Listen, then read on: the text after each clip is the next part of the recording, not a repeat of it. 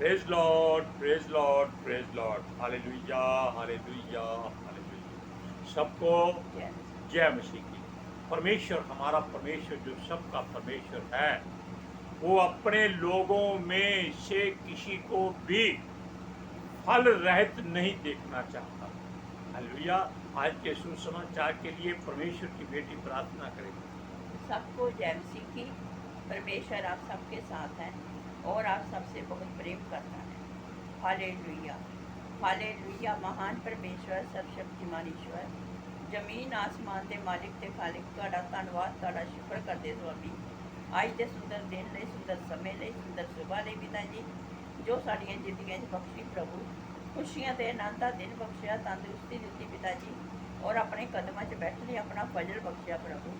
ਇਹ ਸਭ ਤੁਹਾਡੀ ਦਇਆ, ਤੁਹਾਡੀ ਕਿਰਪਾ ਮੇਰੇ ਪਿਤਾ ਪਰਮੇਸ਼ਵਰ। ਤੁਹਾਡੀ ਬੇਟੀ ਹਿਰਦੇ ਤੋਂ ਤੁਹਾਡਾ ਧੰਨਵਾਦ, ਤੁਹਾਡਾ ਸ਼ੁਕਰ ਕਰਦੀ ਹੈ। ਔਰ ਜੋ ਸੇਵਾ ਬਖਸ਼ੀ ਪ੍ਰਭੂ ਜੀ, ਹਰ ਰੋਜ਼ ਵਚਨ ਦਿੰਦੇ ਆ, ਪ੍ਰਚਾਰ ਕਰਨਾ, ਉਸ ਲਈ ਵੀ ਤੁਹਾਡਾ ਧੰਨਵਾਦ, ਤੁਹਾਡਾ ਸ਼ੁਕਰ ਕਰਦੀ ਹੈ। ਬੇਨਤੀ ਕਰਦੀ ਪਿਤਾ ਜੀ, ਹੁਣ ਤੁਸੀਂ ਆਪਣੇ ਵਚਨ ਦੇ ਅਨੁਸਾਰ ਸਾਡੇ ਵਿਚਕਾਰ ਆਓ ਔਰ ਵਚਨ ਪੜ੍ਹਨੀ, ਪ੍ਰਚਾਰ ਕਰਨੀ, ਸਾਡਾ ਮੂੰਹ ਬਣ ਕੇ ਬੋਲੋ ਮੇਰੇ ਪਿਤਾ ਜੀ, ਤਾਂ ਕਿ ਤੁਹਾਡਾ ਦਿੱਤਾ ਵਚਨ ਤੁਹਾਡੀ ਇੱਛਾ ਦੇ ਮੁਤਾਬਿਕ ਮੇਰੇ ਪਿਤਾ ਪਰਮੇਸ਼ਵਰ ਦੁਨੀਆ ਦੀ ਸ਼ੋਰ ਤੱਕ ਪਹੁੰਚੇ। ਤੁਹਾਡਾ ਧੰਨਵਾਦ, ਤੁਹਾਡਾ ਸ਼ੁਕਰ ਕਰਦੇ ਹਾਂ ਪ੍ਰਾਰਥਨਾ ਸੁਣਨ ਲਈ। प्रार्थना प्रभु यीशु के समर्पित पवित्र नाम में मांग लेते हैं, आमीन। आमीन। बात बहुत गहरी है कि पेड़ भी अगर फल रहित हो, छाया भी ना देता हो, तो कोई उसके पास नहीं जाता। यहाँ तक कि आपको उस पर पक्षी भी नहीं मिलेंगे। क्यों? जहाँ पर किसी किस्म का भोजन नहीं है, कोई सुखदायक वस्तु नहीं है, वो पेड़ किसी काम का नहीं होता। हालेलुया। अब सुनिए, और परमेश्वर ऐसे पेड़ों को काट डालता है। काटने का मतलब है कि वो अगर सचमुच पेड़ है तो उसको काटकर आग में झोंक दिया जाता है। अगर पेड़ मनुष्य है, क्योंकि पवित्र शास्त्र में मनुष्यों को पेड़ों की संज्ञा दी गई, अगर मनुष्य है तो वो उसको अपने रास्ते से हटा देता है। हालेलुया। अब सुनिए, आपको प्रभु के हाथों में क्यों देता है वो? यानी कि जो हमारा परमेश्वर है, अपने लोगों को अपने प्रिय पुत्र यीशु के हाथों में क्यों देता है? ताकि वो इन चलते फिरते पेड़ों की अच्छी तरह संभाल करें और ये फलदार होकर परमेश्वर के आगे पेश किए जाएं, चढ़ाए जाएं, बलिदान किए जाएं। हालेलुया। अब सुनिए, हमें चाहिए कि हम खुद ही अपने आप को प्रभु के हाथों में दे दें, और वो आप ही इंसाफ करता है। क्यों करता है? क्योंकि वो कहता है कि आपको मैंने एक समझ का खाना दिया है। समझ का खाना मतलब अकल दी है, बुद्धि दी है कि उसके अनुसार सारे काम करो। जो नहीं करेगा वो धोखा खाएगा। हालेलुया। अब सुनिए, किसी ने यीशु मसीह से पूछा कि कुछ लोग राजा पिलातुस के द्वारा प्रताड़ित किए गए, उनका लहू बहाया गया था, उनको इंसाफ मिला या नहीं मिला, कौन जानता है? उनका लहू क्या बेकार गया? या उन्होंने बहुत पाप किया था, गुनाह किया था जिसकी सजा मिली? आखिर उसका निर्णय क्या था? उसका न्याय क्या होगा? और उसकी जो सजा है वो किसको मिलनी चाहिए? हालेलुया। यीशु ने उन्हीं के लहजे में उनको उत्तर दिया। वो इतने पापी या गुनाहगार नहीं थे। हालेलुया। जितने उनके बारे में पड़ताल करते हैं, अपने गुनाहों को भूल जाते हैं। आपने याद किया होगा कि एक स्त्री जो पाप करते पकड़ी गई थी, उसको यीशु के पास लाया गया था ताकि वो अपने मुंह से कोई ऐसी गलती कर दे जिसको वो राजा के सामने पेश करके यीशु को सजा दिलवाए। यीशु ने कहा था कि पहला पत्थर वो मारे जिसने कोई पाप नहीं किया। सब भाग गए थे। आज भी इस समय भी यीशु ने उनसे कहा था कि आप दूसरों की पड़ताल करते हो, दूसरों के न्याय की बात करते हो, दूसरों को जांचते हो, उनके गुनाहों पापों को सोचते हो, अपने क्यों भूल जाते हो। हालेलुया। याद रखो, अगर हम परमेश्वर के क्रोध से बचना चाहते हैं और नहीं चाहते कि उनका जो लहू बहाया गया है कहीं आपका नाम बहाया जाए। हालेलुया। इसलिए मन फिराओ और तुम्हारा लहू बेकार ना जाए। यानी कि आप लोग अगर प्रभु यीशु मसीह की ओर मन नहीं फिराते, दूसरों के काम में दखलंदाजी करते रहते हैं, उनके पापों गुनाहों को परखते जांचते हैं, अपने भीतर झांकते नहीं हैं, तो याद रखना आप भी इसी तरह से नाश हो जाओगे। हालेलुया। अब सुनिए, यदि हम लोग उसके हुक्म से परहेज करते हैं तो सब उन्हीं की तरह नाश किए जाएंगे। यह एक चेतावनी है इसके लिए, उन लोगों के लिए जो प्रभु की बात नहीं मानते। यदि कोई बचना चाहता है तो वो मरने के बाद नरक में ना डाला जाए। इसलिए यीशु कहता है, मन फिराओ, उस परमेश्वर की ओर मुड़ जाओ और बचाए जाओ। आपको वचन पढ़कर सुनाते हैं, लूका की अंजील 12 अध्याय उसकी 1 से 3 आयत तक सुनिए। इतने में जब हजारों की भीड़ लग गई,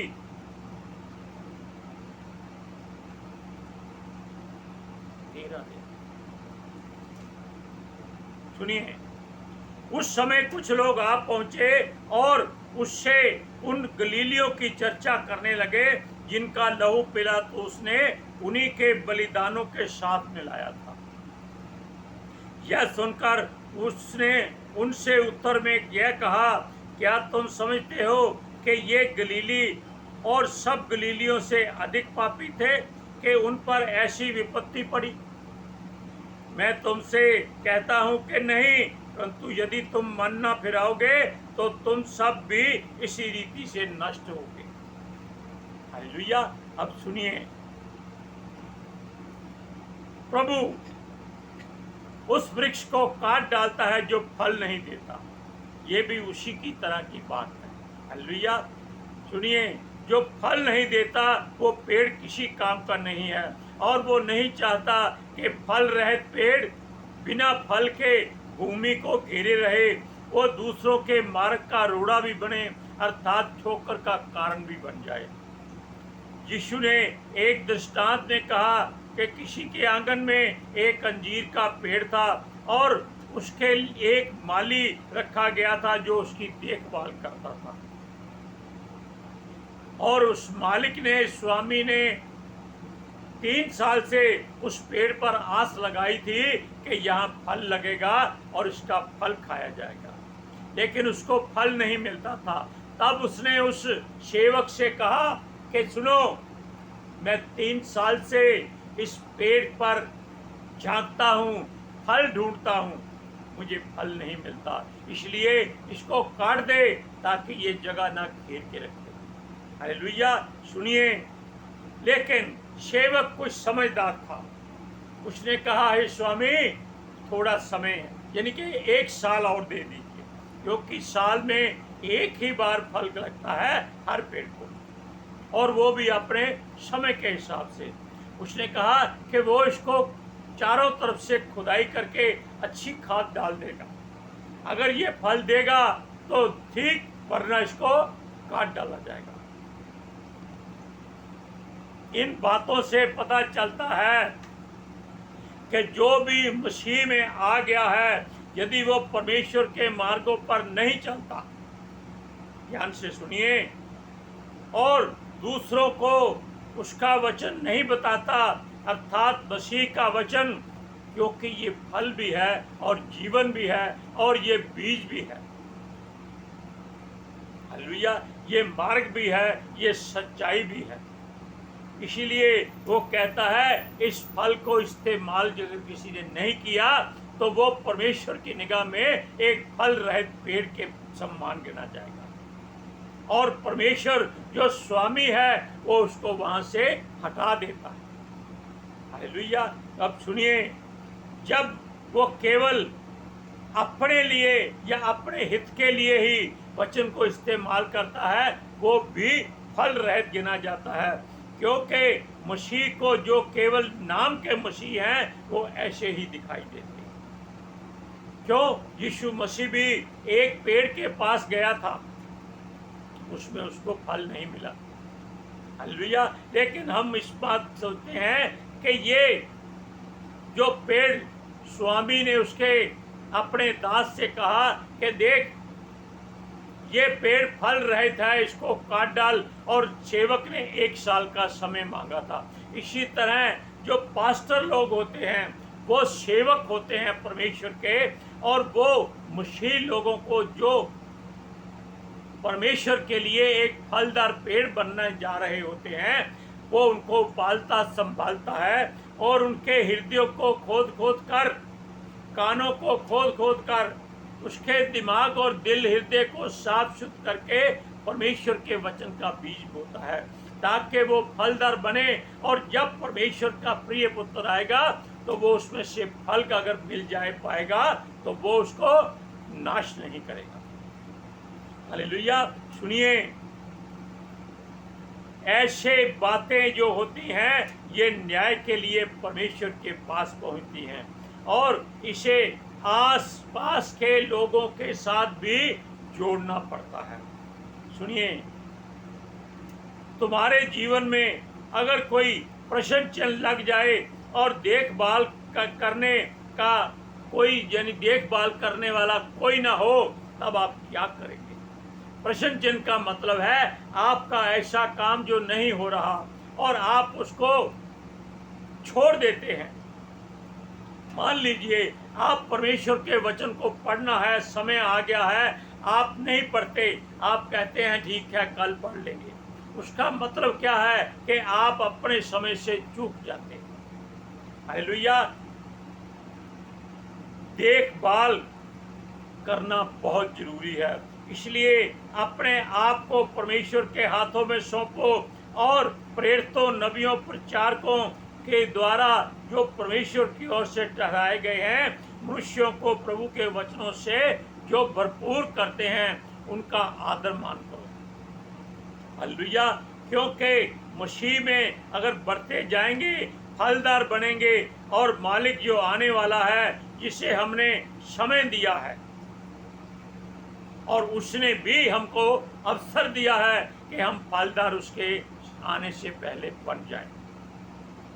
अगर नहीं बनेंगे तो वो हमको छोड़ जाएगा, हम उसे फल दें, वरना वो हमें काट डालेगा, और उसकी लकड़ी को लोग जलाने के लिए आग में झोंक देंगे।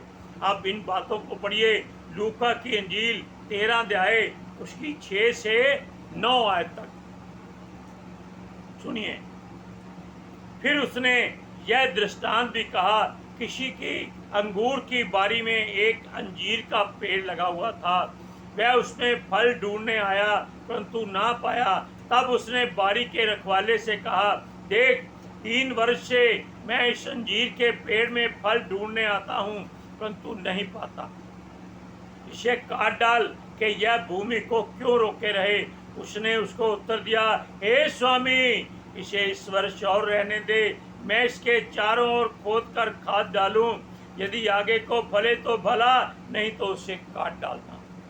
और यही बात आपके पास्टर, आपके जो सिखाने वाले हैं, अगर वो ऐसी बात कह दे तो परमेश्वर उनकी बात को मान ले। हालेलुया। अब सुनिए,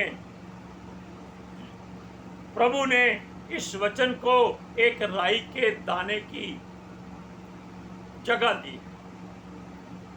परमेश्वर का वचन है, उसने कहा कि एक राई के दाने के बराबर समझो। अगर आपके हृदय में इसके बराबर विश्वास है कि ये राई का दाना अगर पेड़ बन जाए तो कितना बड़ा हो जाएगा। कब बनेगा? जब ये फलवंत हो जाएगा, जब इसको हम अच्छी तरह से देखभाल करेंगे। यानी कि अगर हमारे मन में उस बीज के बराबर विश्वास है कि हम ये काम कर सकते हैं, तो सोच लीजिए आप फलदार पेड़ बन जाएंगे। जैसे एक राई का दाना अगर आप बारी में बीज दें, यानी कि खेत की क्यारी में बीज दें, और वो ऐसे फलना शुरू कर देता है, अगर उसको पानी और खाद मिल जाए तो वो एक बहुत बड़ा पेड़ बन जाता है। और उसके ऊपर पंछी आकर बसेरे करते हैं, उसकी छाया में जानवर भी बैठ जाते हैं। क्यों?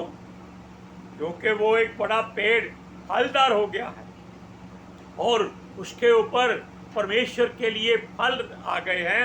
यानी कि एक छोटा सा दाना अगर हम उसकी बराबरी अपने आप से करते हैं तो हमें उसी की तरह बढ़ना है। इसमें यीशु में, ताकि हम उसी की तरह एक ऐसे पेड़ बन जाएं जो फलदार हो।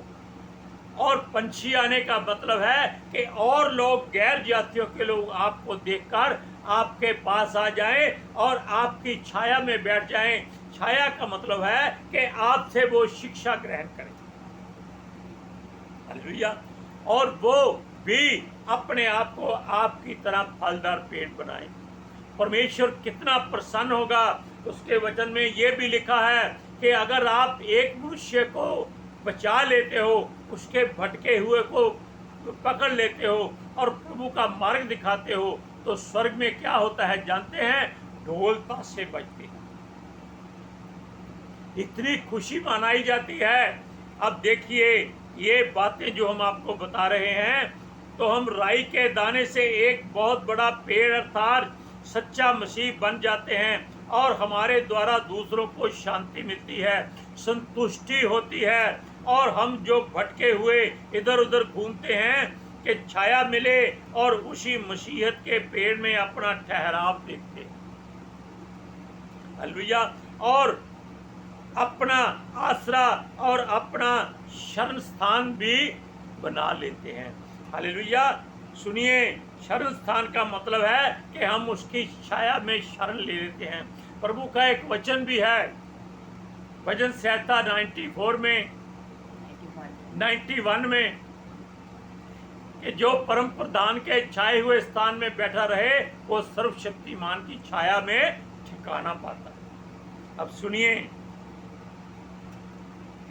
उसमें शरण लेते हैं अर्थात उसे हम अपना घर बना लेते हैं और उसमें वास करते हैं। प्रभु हमारे भीतर फल पाकर प्रसन्न हो जाता है और हमें शांति देता है और आशीष भी देता है, हमारे जीवन का उद्धार करता है। आप वचन को पढ़िए, लूका की इंजील 13 अध्याय उसकी 18 से 19 आयत तक सुनिए। फिर उसने कहा, परमेश्वर का राज्य किसके समान और मैं उसकी उपमा किससे दूं? वह राई के एक दाने के समान है, जिसे किसी मनुष्य ने लेकर अपनी बारी में बोया और वह बढ़कर पेड़ हो गया और आकाश के पक्षियों ने उसकी डालियों में बसेरा किया। हालेलुया। ये बातें अगर आप अपने हृदय में रख लें कि आप परमेश्वर के राज्य में प्रवेश करना चाहते हैं, उसका राज्य राई के दाने के बराबर यीशु समझता है। यानी कि उसका मार्ग इतना संकरा है कि अगर फलदार बनना है तो हमें उसमें से गुजर कर जाना पड़ता है। हालेलुया। अब आप जांच लीजिए, परख लीजिए कि आप क्या चाहते हैं। आपको फलदार पेड़ बनना ही पड़ेगा अगर आप परमेश्वर के राज्य में प्रवेश करना चाहते हैं। हालेलुया। आज के सुसमाचार के लिए परमेश्वर की बेटी प्रार्थना करेगी।